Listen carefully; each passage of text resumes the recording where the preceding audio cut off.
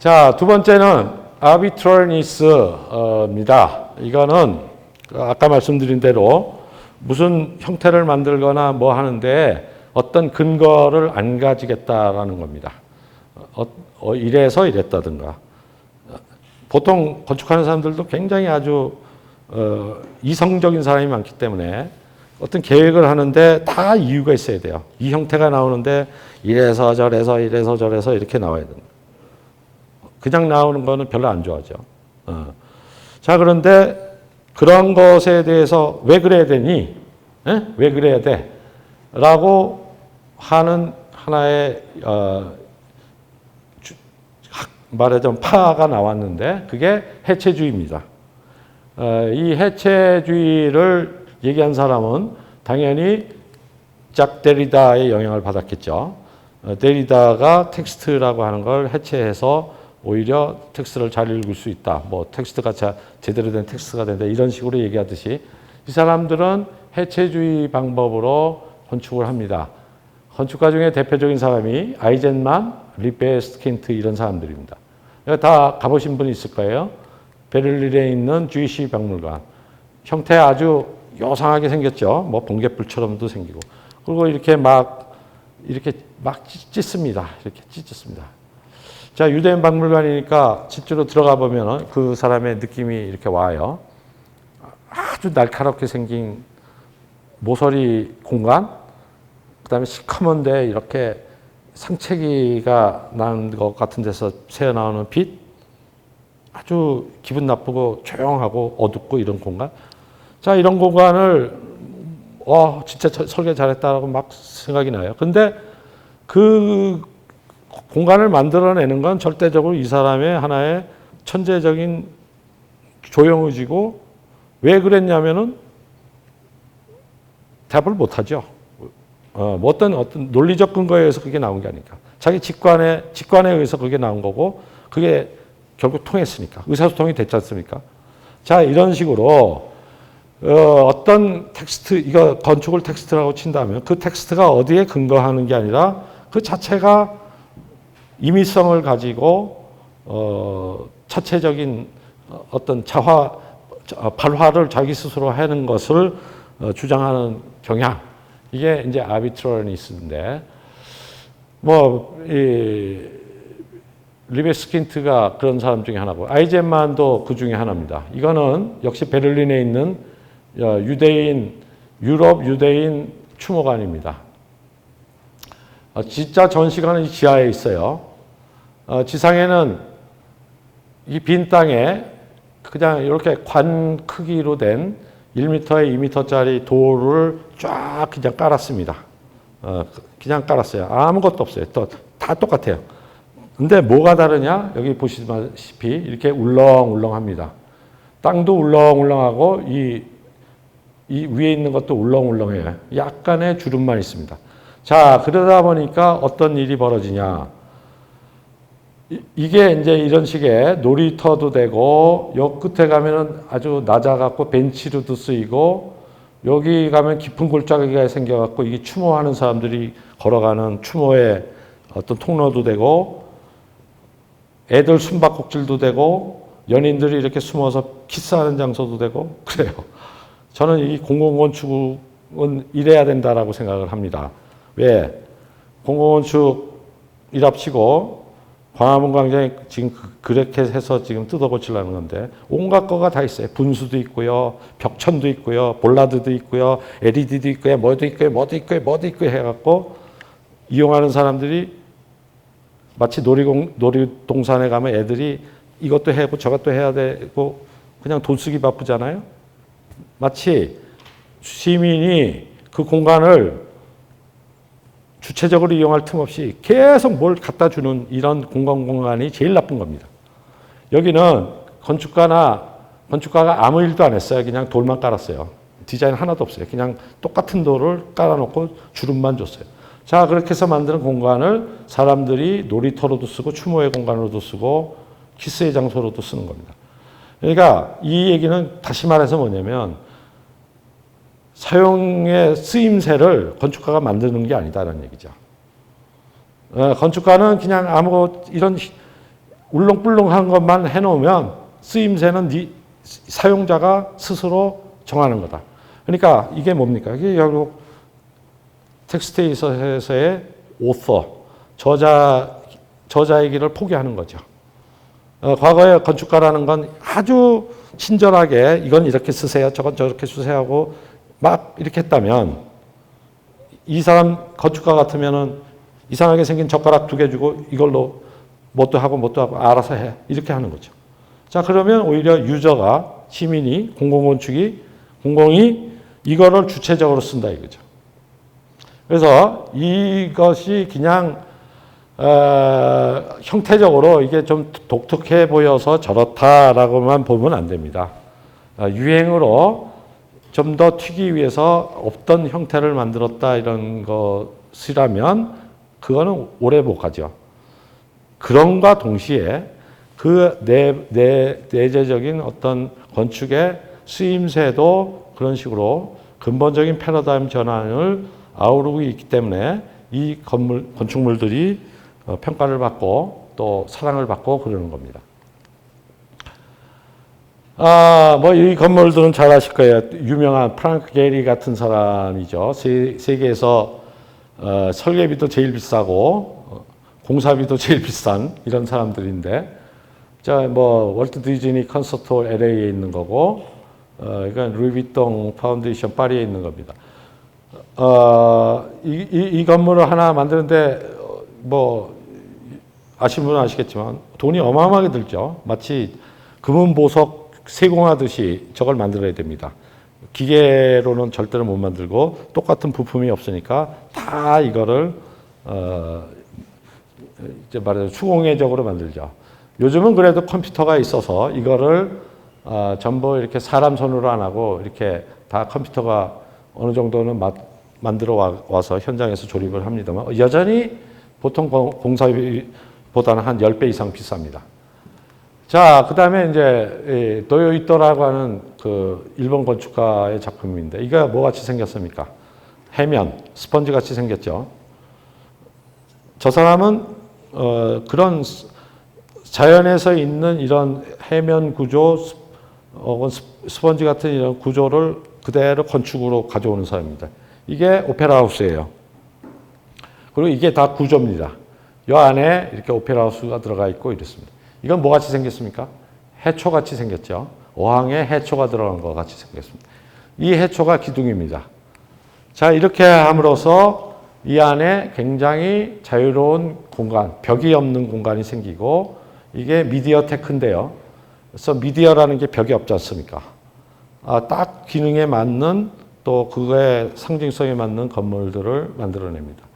자, 이것도 소위 seamless라고 해서 이음새 없는 어떤 것을 만들고 여기도 마찬가지죠. 어떤 이음매가 없이 매끄러운 혹은 자유로운 형태를 만들고 그것을 어떤 건축적 형태를 쓰는 겁니다. 그러면 저것이 왜 저 형태냐라고 묻는 거는 마치 피카소 그림을 놓고 피카소야 너 이거 왜 그러니? 이게 뜻하는 바가 뭐니? 이 그림을 그리게 된 곡절을 나에게 설명해 다오. 이런 정도로 안 맞는 얘기죠. 자, 프랑크 게리가 이 형태를 어떻게 만들었냐? 한번 그 전시에 이 사람이 작업하는 방식을 전시된 게 있어요. 어떻게 하느냐면요. 청바지에다가 이게 오일, 자동차 오일 있죠? 이거를 잔뜩 묻혀갖고 이렇게 콱 던집니다. 그러면 청바지가 자동차 오일을 먹어서 탁 하니까 이렇게 되겠죠. 네? 이게 이렇게 막 이렇게 되겠죠. 이걸 계속 던져요. 지가 마음에 드는 형태가 나올 때까지 계속. 그래가지고 잘 널브러졌네. 이런 게 하나 딱 나오면 그걸 그대로 자기 스텝한테 모형 만들어. 그러면 그 스텝이 그걸 갖고 모형을 그걸 만듭니다. 그러면 그게 설계 끝이에요. 그러니까 뭐 이렇게 스케치로 이렇게 하는 게 아니라 저거는 기름에 쩔은 청바지가 던져져서 널브러진 형태예요. 자, 그런데 아름다운 걸 어떻게 해요? 네? 아름다워서 모든 세계의 유명한 돈 많은 사람들이 제발 내 건물 좀 해주세요라는 거 하는 걸 어떡하냐 이게. 아름다운데 그러니까 이런 경우는 밑도 끝도 없는 거죠. 한마디로 말하면 아주 자의적인 것이고 그렇지만 성공하고 있는 거죠. 그 사람의 예술적 재능이 성공하고 있는 거고 이걸 이름 붙인다면 intuitive forming을 하는데 직관적으로 하는 거죠. 자, 이렇게 해서 또 하나의 경향을 만들고 있다. 자, 그 다음에는 이제 분명히 모더니즘의 구축의 후예들입니다. 이 두 사람은 구축 20세기 건축 모더니즘의 특징이 건축을 구축으로 보는 거다라고 했고 구축이니까 결국 구조나 어떤 공학적인 거를 조형의 중요한 요소로 보는 경향이죠. 그 사람들의 후예인 건 맞는데 다른 점은 20세기는 어떤 그런 강박증이 있었어요. 딱 필요한 기술적인 요소나 공학적인 요소, 구조적인 요소가 아닌 거는 어떻게든지 좀 배제를 하려고 그랬습니다. 그런데 이 사람들은 이제 거기서부터 출발을 했지만 이제는 오히려 이런 구조적인 요소나 이런 것들을 지극히 강조를 해서 필요 없는데도 저걸 아예 강조해서 거기에서 어떤 표현적인 하나의 요소를 얻어내는 경향입니다. 이걸 이름을 저는 이제 structural expression이라고 붙였는데 구조적으로 표현주의가 되는 거죠. 이거의 대표적인 예가 이제 칼라트라바라고 스페인 건축가고요. 산디아고죠. 산디아고 칼라트라바고. 노만 포스터라고 영국의 작가입니다. 자, 이 사람은 이제 이게 대형 박물관에 원래 네모난 건물 그 중점을 유리로 덮은 겁니다. 아주 굉장한 공간감을 이렇게 주죠.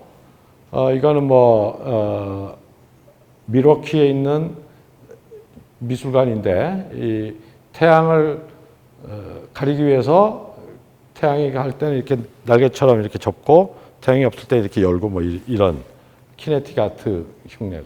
이건 월드 트레이드 센터 복구하면서 지어졌던 지하철 역사고. 그러니까 보시면은 필요한 구조만 두는 게 아니라 그걸 오히려 과장해서 어떤 표현의 요소로 쓰는 이런 경향도 아비트라니스의 하나의 경향이라고 볼 수 있습니다.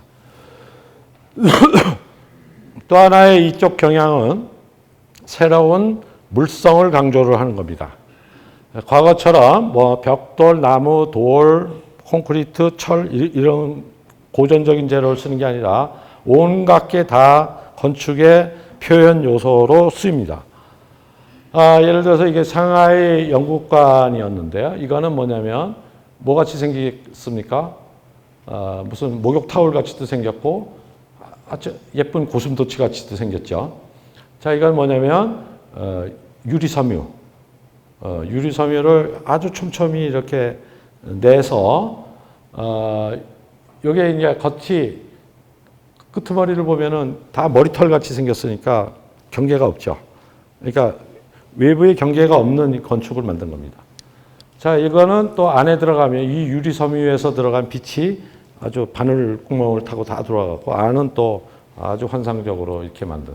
그러니까 이것도 이제 새로운 스킨이죠. 새로운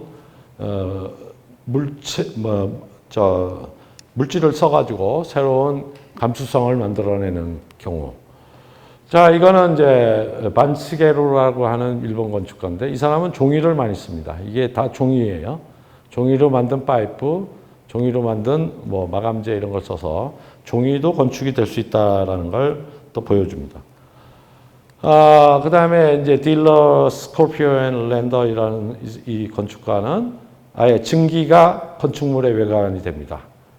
이게 호수 위에 있는 파빌리온인데 이거는 증기가 건축물의 외관이 됩니다. 그래서 이름도 블러 빌딩이에요. 그러니까 경계를 흐리다라는 뜻이죠.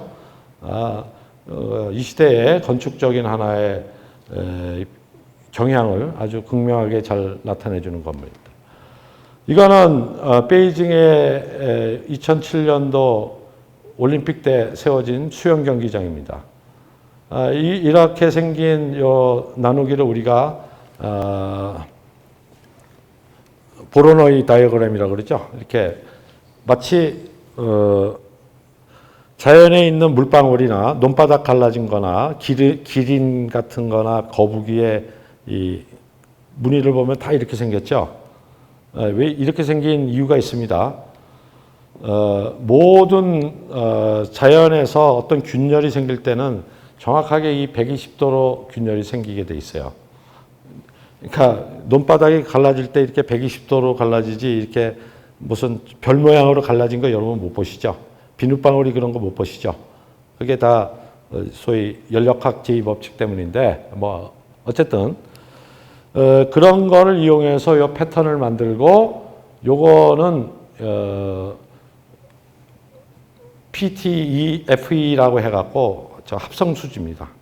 그러니까 비닐은 비닐인데 불에도 안 타고 굉장히 강한 이런 비닐을 여기다 놓고 안에다 공기를 채웠어요. 그러니까 이렇게 볼록볼록하고 반투명이 돼서 햇빛은 들어가는데 이렇게 밖은 보이지 않는 이런 스킨을 만듭니다. 자, 이런 것들이 이제 뭐 이 밖에도 많습니다만은 이것 역시 어떤 스킨 자체의 자율성을 주는 거죠. 그러니까 근대 건축이라고 하는 거의 이 외피, 스킨이라는 건 이렇게들 얘기를 했어요. 내부에 있는 프로그램을 정직하게 밖으로 전달하는 것이 건축의 표피여야 한다. 이렇게 교조적으로 얘기했다면 여기서는 그게 무슨 소용이 있어? 내부는 내부고 밖은 밖이지. 이거는 의사소통을 하기 위한 하는 수단이니까 내부의 프로그램이 그대로 밖으로 나올 이유가 없다 이거예요. 그러니까 이 스킨의 표피의 자율성을 얘기하는 하나의 경향입니다. 자, 이걸 제일 잘하는 사람들이 이제 스위스 건축가인 헤르조그 앤 드모렁이라는 사람입니다. 아주 이 사람도 스타 건축가가 됐고 한국에도 지금 청담동에다가 아주 비싼 건물을 하나 짓고 있어요. 자, 이 사람들은 아예 표피를 정말 독립적인 개체로 봅니다. 자, 이거 올림픽 메인 스타디움이었죠. 중국 사람들은 이걸 보고 새둥지라고 별명을 붙여줬어요. 그런데 이 사람은 새둥지라고 하는 것을 표상해서 이 건물을 설계한 게 아니죠. 이걸 보고 이제 소위 말해서 구경하는 사람들이 새둥지라고 이름을 붙인 거죠. 이 사람이 이거를 만든 이유는 구조적으로 하면 뭐 또 이유가 있고요. 어쨌든 간에 이런 소위 비정형적인 랜덤니스, 아주 질서 없죠. 질서 없는 저는 랜덤한 하나의 소위 패브릭으로 이 큰 공간을 표면 처리를 한 겁니다. 이 밑에는 뮌헨에 있는 또 알리안스 아레나인데 이거는 역시 앞에 본 그 PTEF로 공기를 넣어서 만든 또 독특한 표피죠. 그래서 이 사람들의 작품은 이것도 마찬가지고 철판을 이렇게 흠집을 내서 이렇게 이런 패턴을 만들고 홀로그램을 쓰고 이렇게 해서 역시 마찬가지로 스킨 자체를 하나의 오너멘트로 만들어서 내부의 기능과 독립적인 하나의 외피를 만드는 경향, 이것도 이제 아비트러니스의 경향입니다. 자, 우리 일본이나 중국 같은 데는 또 이런 경향도 있습니다. 어떤 물성과 그다음에 로컬리즘 이런 것들을 강조하는 작가들도 있는데 대표적으로 이제 구마겐코라든가 재작년인가 프리츠커상을 탄 사람입니다. 중국에서 최초로 왕슈라는 사람인데 이 사람의 이제 작품은 그렇게 많지가 않아요. 뭐 조그만 샹샨이라는 그 도시 근처에만 작품이 있어요. 거기에 학교 패컬티로 있으면서 자기 학교 건물들을 이렇게 지었고, 요거는 닝보라는 바로 옆에 있는 도시의 박물관인데 잘 보시면 여기 기와도 있고 이런 문짝도 있고 벽돌도 있고 뭐 이렇죠. 자, 이게 뭐냐면 중국이 근대화되면서 오래된 건물들을 다 부셨지 않습니까? 그 부셔서 남은 폐벽돌, 폐기와 이걸 갖고 이렇게 다 쌓았어요. 쌓아가지고 실제로 가서 보면 아주 대단합니다.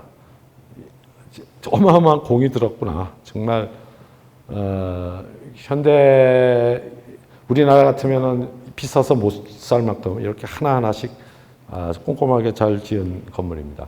자, 이런 하나의 크래프트맨십, 또 이것도 벽돌이에요.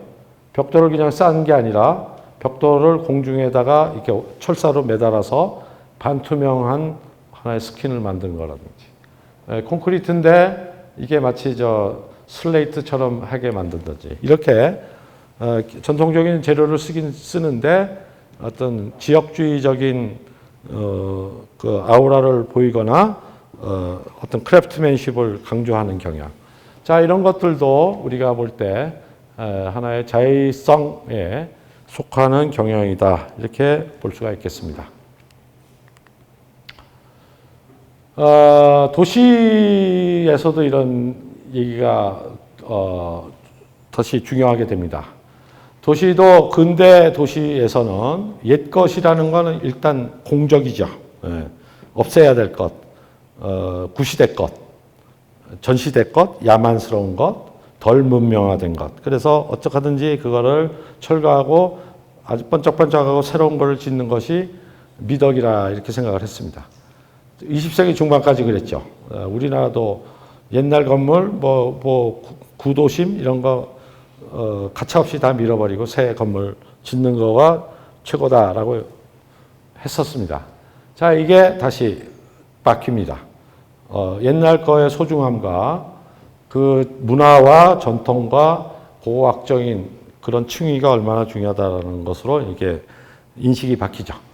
그러면서 결국 이 옛것 자체를 그대로 보존함으로써 이 자의성이라고 하는 덕목을 살리는 것이 20세기 후반, 21세기의 하나의 도시 경향입니다. 그러니까 역사적 전제를 복원하거나 리뉴얼하는 이런 방식입니다. 대표적으로 뉴욕에 있는 하이라인이죠. 이거는 철도였습니다. 산업철도였고 뉴욕이 이제 산업항으로서의 기능을 끝내니까 여기에 폐철도가 돼서 몇십 년 동안 완전히 도시의 흉물로 자리 잡고 있었는데, 이게 지역사회의 여러 사람들이 힘을 모아서 이거를 다시 개량을 해서 이런 선형 공원을 만들었죠. 아주 뉴욕의 제일 핫한 방문 장소입니다. 여기에 이제 옛날 건물들이 이렇게 다시 연결 브릿지를 만들면서 이 죽었던 지역이 완전히 뉴욕에서 지금 제일 잘 나가는 동네가 됐습니다. 그러니까 이 폐철도 하나를 재생을 함으로써 이 동네 전체가 다시 살아나게 된 아주 도시 재생하는 사람들은 꼭 방문해야 될 장소 이런 거죠. 자, 이거는 샹하이에 있는 신천지라는 데입니다. 신천지.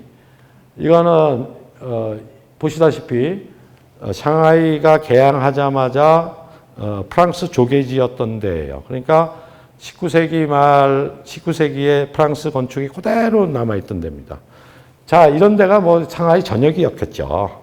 전역이어서 다 부셨는데 여기만 이렇게 우연히 남았었어요. 그런데 폐허가 돼 있었겠죠. 그런데 이 개발업자는 이 바깥에다가는 높은 걸 지어서 개발 이익은 맞추고 이 부분은 그대로 옛날 모습을 그대로 살립니다. 그래서 겉모습은 그대로 19세기 모습을 두고 안에는 현대식 레스토랑이나 이런 걸로 해서 대성공을 거둡니다. 2002년도니까 이때만 하더라도 다 부시는 게 장땡이었을 때인데 정말 대단하게도 이 지역은 살려놔서 지금 유일하게 샹하이에서 19세기를 볼 수 있는 데는 어디죠? 상하이 강변에 있는 런탄인가요? 예, 거기하고 여기하고 두 군데밖에 없습니다. 자, 이런 식의 패러다임 전환도 결국은 근대 건축에서 얘기했던 그런 소위 유토피아적 도시 이론과 보편주의 이런 것을 반대하면서 나온 하나의 현대 건축 이론이다, 이런 얘기입니다. 자, 또 하나의 21세기 도시 이론 중에 하나는 헤테로토피아라는 얘기입니다. 헤테로토피아라고 하는 거는 이제 원래 미셸 푸코가 말한 개념이죠. 유토피아 잘 아실 거고요. 디스토피아라고 하는 건 헉슬리가 얘기한 어떤 아주 불안하고 우울한 미래, 이걸 디스토피아라고 그러죠.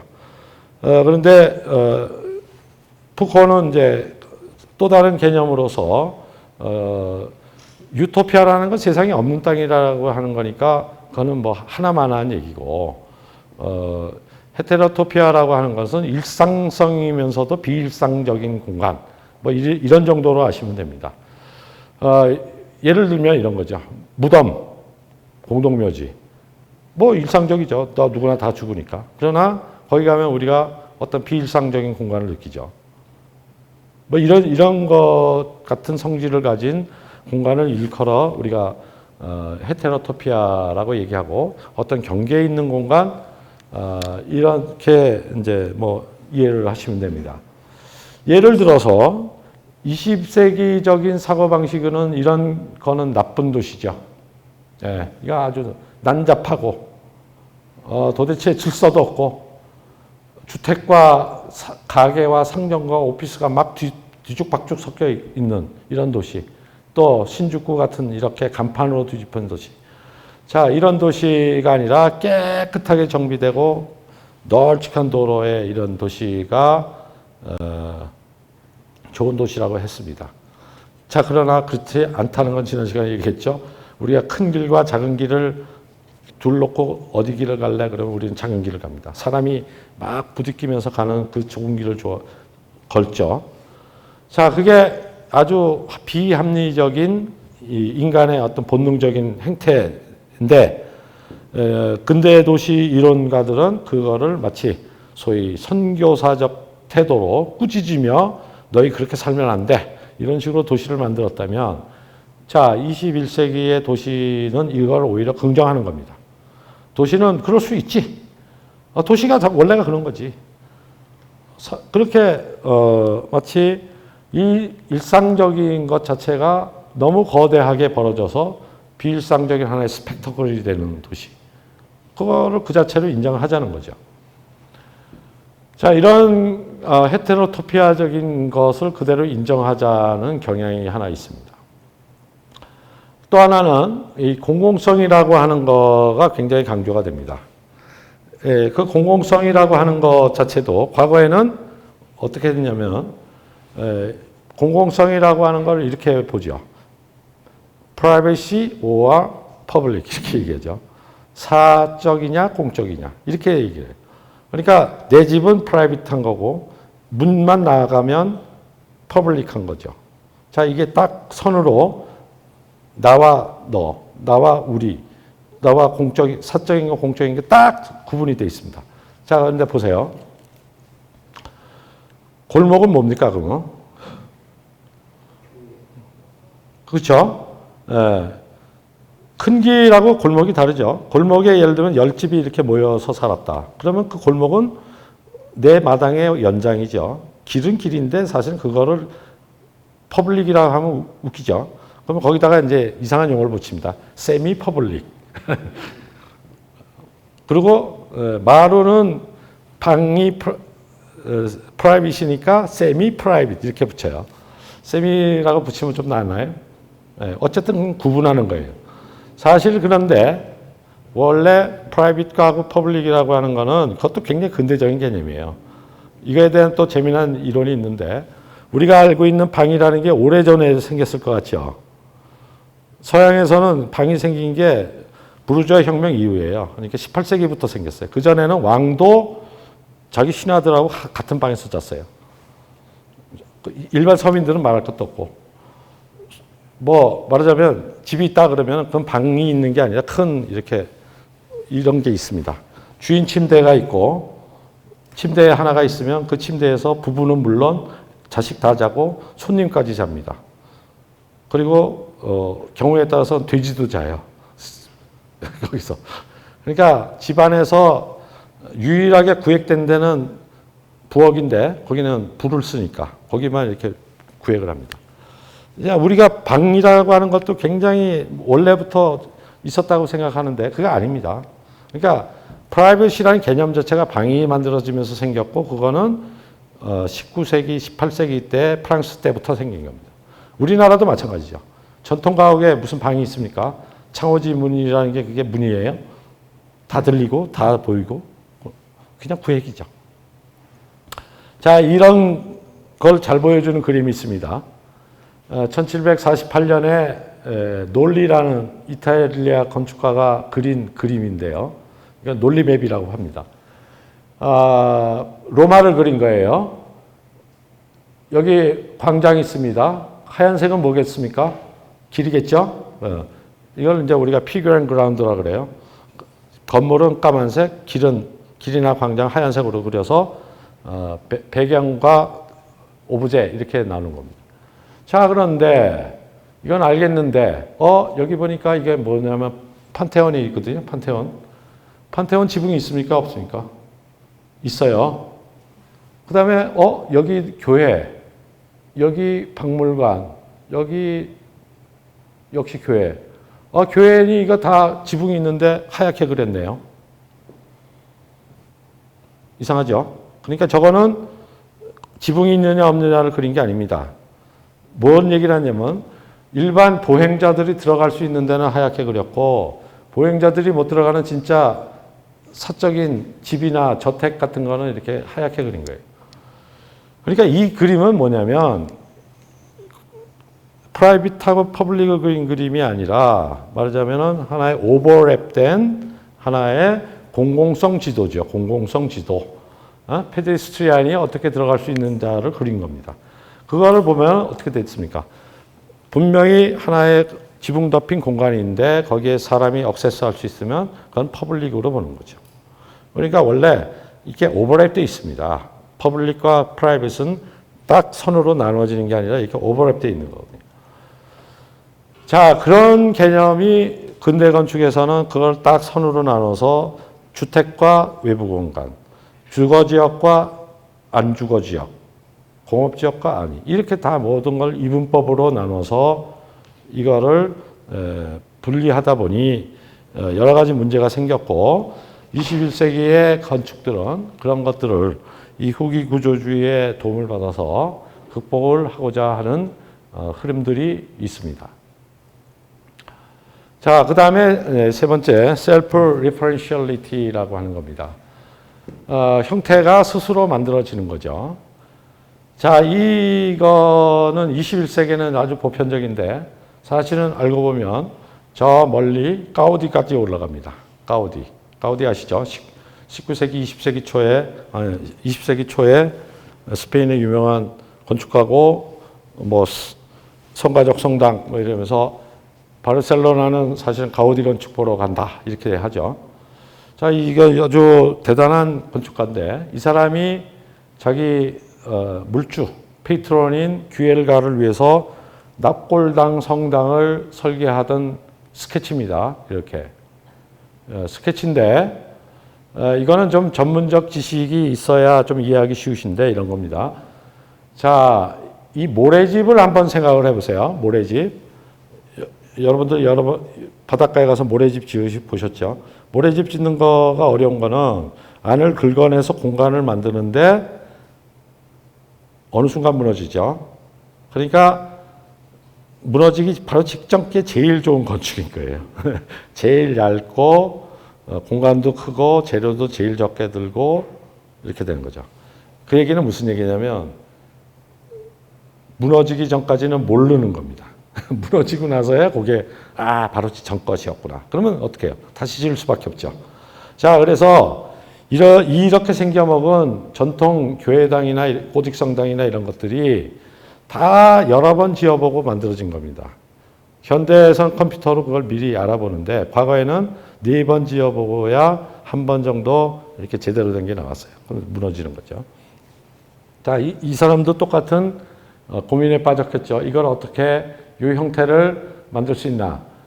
이 형태가 조금이라도 납작하면은 옆으로 무너질 거고 너무나 뾰족하면은 이렇게 해서 할 거고 두꺼워도 안 될 거고 어떤 형태가 제일 좋은가를 알아내기 위해서 어떤 방법을 썼냐면 요 각각의 무게에 해당하는 요 모래주머니를 달고 이렇게 줄을 매달아서 이런 형태가 나오죠. 자, 이거 뒤집으면 이게 되는 겁니다. 그러니까 줄은 최적의 형태를 가지고 이렇게 늘어져요. 이게 현수선이라고 합니다. 줄은 이렇게 막 형태를 만들죠. 근데 이 딱딱한 이거는 한번 만들면 못 바꾸죠. 그러니까 이거를 미리 알기 위해서 이걸 뒤집은 걸 통해서 이거를 만든 겁니다. 자, 이거를 압축력, 인장력 이렇게도 얘기해요. 압축력을 견디는 형태를 얻기 위해서 인장력을 사용한 거죠. 뭐 더 전문적인 거를 알고 싶으시면 나중에 다시 설명을 드릴 거고. 어쨌든 말씀드리고자 하는 건 뭐냐면 이 형태를 이 사람이 이렇게 스케치를 했지만 이 형태가 그냥 그린 게 아니라 이 무게와 실의 균형에 의해서 생긴 거죠. 자, 이런 걸 갖다 우리가 뭐라 그러냐면 폼 파인딩이라고 합니다. 폼을 만들거나 그리는 게 아니라 폼을 찾는 거지. 그러니까 최적의 형태를 물리학 법칙을 이용해서 찾아내는 것. 그러면 여기에는 이거 디자인드 바이 가우디라고 얘기하면 안 되죠. 디자인드 바이 갓 이해해야 됩니다. 근데 실제로 가우디가 그렇게 얘기했어요. 독창성이라고 하는 거는 독창성이라고 하는 건 근본으로 돌아가는 것이다라고 가우디가 얘기했어요. 그 얘기는 뭐냐면 부가 설명을 하기를 독창성, 아름다울 미를 찾는 거는 미를 추구하면 안 된다 이렇게 얘기해요. 미를 추구하면 미학은 얻어지는데 미 자체는 안 얻어진다. 그럼 미를 어떻게 얻으면 되느냐? 하나님이 이 세상에 숨겨놓은 법칙, 그게 물리학 법칙이죠. 그 물리학 법칙대로 따르면 미가 저절로 얻어질 것이다. 그게 독창성이다 이렇게. 신앙을 가지시거나 안 가시거나 그 신의 법칙이라고 해도 좋고 물리학 법칙이라도 좋은데 그 법칙대로 만들면 그게 아름다운 것이고 그게 독창적이라는 거예요. 그러니까 이 사람은 하나님이 태초에 만든 이 물리학 법칙대로 해갖고 이 형태를 찾았고 이거를 디자인했으니까 저자가 가우디가 아니죠. 가우디는 그냥 파인딩 한 사람. 콜럼부스가 신대륙을 발견했듯이 가우디는 발견한 사람이지 나는 창작한 사람이 아니다라고. 이 형태가 사그라다 파밀리아에 그대로 쓰였습니다. 뭘 보시면 하냐면 중세 고딕 성당들은 성당 바깥에 이렇게 버트레스라고 이런 게 서 있어요. 사그라다 파밀리아는 그게 없습니다. 왜 없느냐? 여기처럼 이 형태 자체가 다 힘을 받기 때문에 옆에 이렇게 밀려고 하는 버트레스가 없어도 돼요. 그게 가우디의 천재성입니다. 몇천 년 동안 서양 성당 건축에 있었던 버트레스를 없앤 겁니다. 이걸 통해서. 자, 이거는 프라이오토라고 작년에 돌아가셨는데 돌아가시자마자 프리츠커상을 받았어요. 참 안타까운데 독일 건축가인데 이게 뮌헨 올림픽 경기장입니다. 텐트 구조입니다. 이 텐트의 공률을 그냥 스타킹 하듯이 만들 수가 없어요. 미리 다 만들어야 돼요. 이 공률을 어떻게 얻었냐? 이렇게 비누방울로 만듭니다. 그러면 이 커브가 프라이오토가 이 커브를 만든 게 아닙니다. 건축가가 비누방울이 만든 거고 이거는 소위 표면이 최소화하는 방향으로 움직이는 표면 장력의 원리에 의해서 물리학 법칙에 의해서 이 형태가 만들어진 거고 이 프라이오토는 그 커브를 따라서 이렇게 텐트 구조를 만든 거죠. 그러면 이것도 역시 디자인드 바이 갓 이렇게 되는 거예요. 그래서 이 원리는 뭐냐면 건축가의 오서는 건축가가 아니다라는 얘기죠. 건축가는 오히려 그거를 디자인하는 게 아니라 파인딩하는 것이다. 자, 이런 건축물들이 21세기의 건축물들입니다. 뭐 이런 경향은 다이내믹 릴렉세이션이라 그래서 어떤 힘이나 운동을 여기다 가해서 만들어지는 형태를 그대로 건축 형태로 쓰는 겁니다. 자, 이거는 뭘까요? 역시 스타킹 생각하시면 쉽습니다. 이게 스타킹 여기다가 걸어놓고 이게 잡아당기면 이런 형태가 나오죠. 자, 이렇게 생긴 형태를 그대로 건축물의 최종 형태로 쓰는 것. 또 이런 것들도 이제 뭐 이거는 대학교 스튜디오에서 하는 건데, 자, 이런 식으로 표면을 만들어 놓고 이 친구가 여기를 콱 밀면 어떻게 될까요? 이렇게 주름이 생기죠. 옷에 주름이 생기는 거와 똑같습니다. 그러니까 주름을 20세기에는 이거 주름을 이렇게 그리고 그리스 건축에서는 이거 주름을 실제로 이렇게 조각가가 만들었다면 지금은 컴퓨터 안에서 저 조각 주름을 생성시키는 거죠. 생성. 네.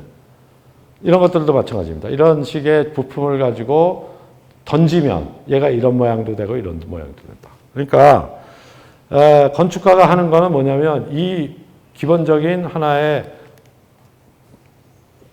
원본만 만드는 겁니다. 원본만 만들고 이 최종적인 형태는 건축가가 그리는 게 아니라 여기다가 이렇게 누르는 거죠. 힘을 주면. 그러면 이 자체가 그거에 의해서 반응을 하면서 형태가 갖추어지는 것입니다. 자, 이런 식의 것들이 앞에 가우디나 프라이오트가 시도한 폼 파인딩의 연장선상에서 나온 다이내믹 리렉세이션입니다. 소위 셀프 레퍼런셜리티라고 얘기할 수가 있죠. 자, 이것도 마찬가지입니다. 아까 모두에 말씀드린 이걸 설계한 사람이 이제 훅사스라는 사람인데 이 사람 작품 중에 그런 게 많습니다. 이 내부입니다. 큰 파이프가 이렇게 나간 것 같죠. 마치 굉장히 말랑말랑한 고무판에 큰 대포알이 이렇게 들어가서 저쪽으로 이렇게 흘러나가는 것 같은 형태를 만듭니다. 자, 이거를 실제로 설계할 때는 이거를 아무리 자연스럽게 만들어도 이걸 흉내내서는 못 만들어요. 그러니까 실질적으로 컴퓨터 안에서 여기다 힘을 줘서 이 형태를 얻어냅니다. 여기도 마찬가지죠. 이 신젠공항의 내부인데 이 기둥 자체가 큰 고드름같이 이렇게 됐죠. 실제로 고드름같이 저기에서 기둥을 이런 식으로 잡아 빼서 저런 디자인을 하는 겁니다. 자, 이게 이제 가장 최근의 건축 경향입니다. 그리고 이런 것들을 디자인하는 기법을 우리가 파라메트릭이라고 합니다. 파라메트릭이라고 하는 거는 변수, 파라메타를 몇 개를 주고 알고리즘을 주면 그 파라메타들에 의해서 스스로 폼이 이렇게 형성이 되는 거죠.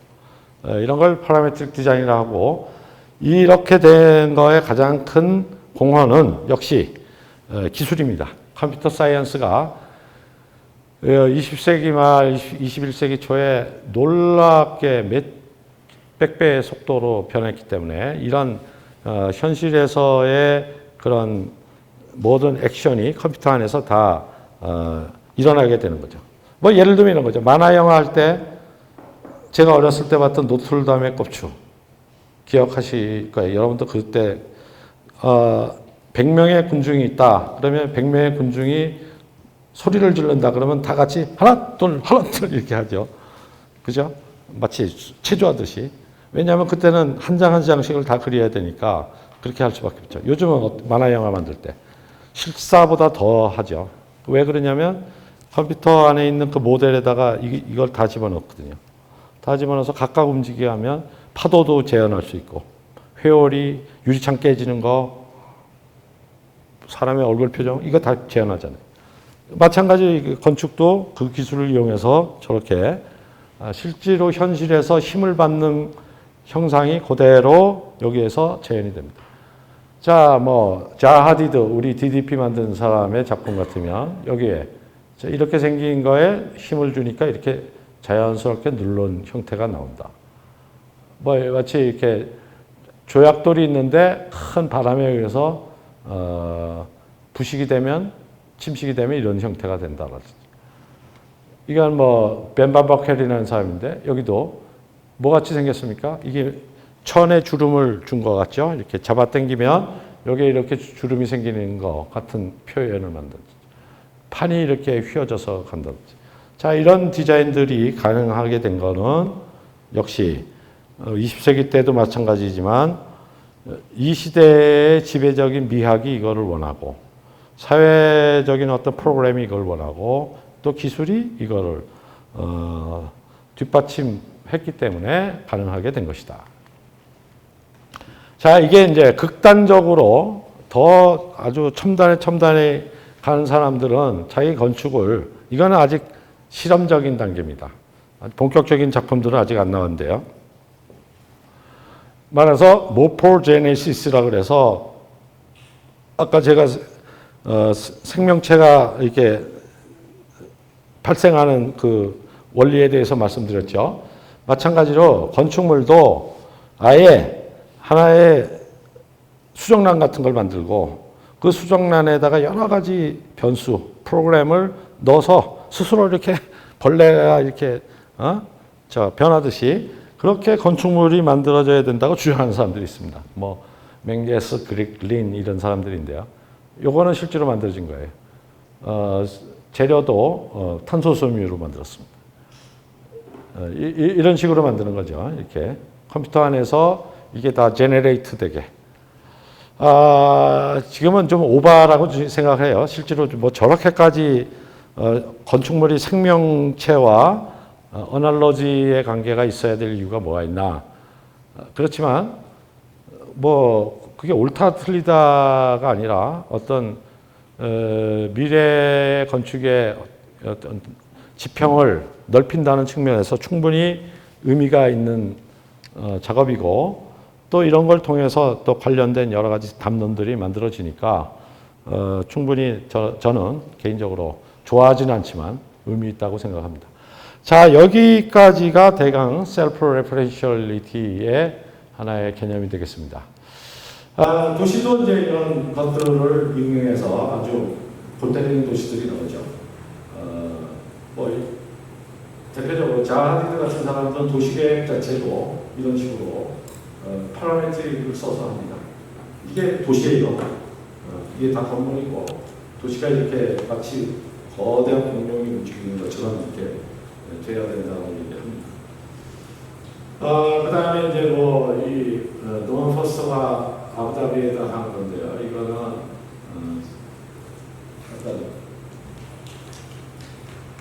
저희 마스다르라고 하는 탄소 제로 시티인데, 자, 이것도 결국 이런 틀 안에서 이 조직이 스스로 제네레이팅 하도록 이렇게 만든 거고, 뭐 이것도 흉내를 내보긴 하지만 야자수나무가 번식되는 식으로 한다는 거. 이것도 마찬가지죠. 이거는 아직 구상 중에 있는 도시고, 이건 실제로 지어진 도시고, 이것도 거의 지어졌습니다. 자, 이게 보면은 도시의 담론 역시 그 형태가 과거처럼 자대고 이렇게 격자 바둑판 만들고 여기다가 빨간색 칠하고 이런 거가 아니라 경향을 보시면 알겠지만 그런 것들을 뛰어넘는 하이브리드, 그 다음에 셀프 제너레이팅, 이런 것이 21세기 도시의 하나의 경향이다라고 말씀드릴 수가 있겠습니다.